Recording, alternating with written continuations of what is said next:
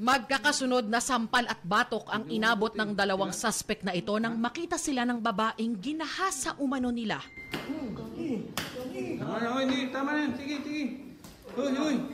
Kwento ng 19 na taong gulang na babae, nangyari ang krimen habang sakay siya sa van mula Maynila papuntang Tandag, Surigao del Sur para magbakasyon sa kanyang pamilya. Dati tinali nila ako, nakahiga nga ako doon.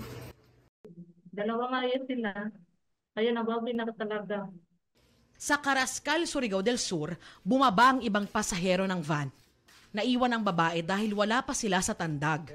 Base sa salaysay ng biktima sa mga pulis, tumigil sa convenience store ang van at bumaba ang driver at pahinante bandang 3:00 ng madaling araw kahapon. According to them, mag-aantay lang daw po ng pasahero kaya mag-standby lang sila dun sa may gilid ng terminal. Pagkabalik po nitong driver at nung pahinante, may dala na po silang alak, inubos, and then suddenly, tinali po yung kanyang kamay. Tinali po ito gamit ang isang t-shirt. Accordingly, yung black t-shirt daw po ng lalaki. Hinubad niya, tapos itinali niya po dito at doon po siya pinagsamantalahan ng 2 beses. Inikot pa raw ng 2 suspect ang van at makailang ulit daw na pinagsamantalahan ang biktima. Nakasigaw po ako pero hindi naman, wala rin naman makarinig sa akin kasi nakasirado yung pinto. Matapos ang halos 2 oras, ibinaba ng mga suspect ang biktima sa isang passenger terminal sa Claver, Surigao del Norte.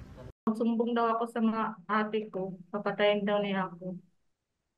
Sa mga pulis daw. Papatayin daw niya ako kapag masumbong ako. Nang makababa ang biktima, nakunan pa ng CCTV ang mismong van sa isang bahagi ng barangay Taganito sa Claver. Doon na raw siya nakapagsumbong sa mga kawani ng barangay na sumama sa kanya sa mga pulis. Kalaunan, natunton ng mga pulis ang van. Na-recover namin siya sa isang auto shop. Iniwan po ito doon ng suspect para ipagawa daw yung brake. We found out na nag-check-in sa isang lodging house. Pagkalabas nila, they have no choice but to surrender. Agad inaresto ng mga pulis ang mga suspect na kapwa taga Surigao del Norte. Na biktima po namin ay may humihingi po talaga kami ng kapatawaran. Sorry po talaga sa nagawa namin.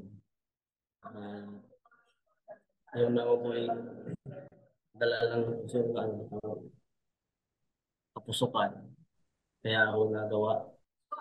So, hindi po talaga namin intensyon na hindi po talaga yung purpose namin na mangyari na gano'n.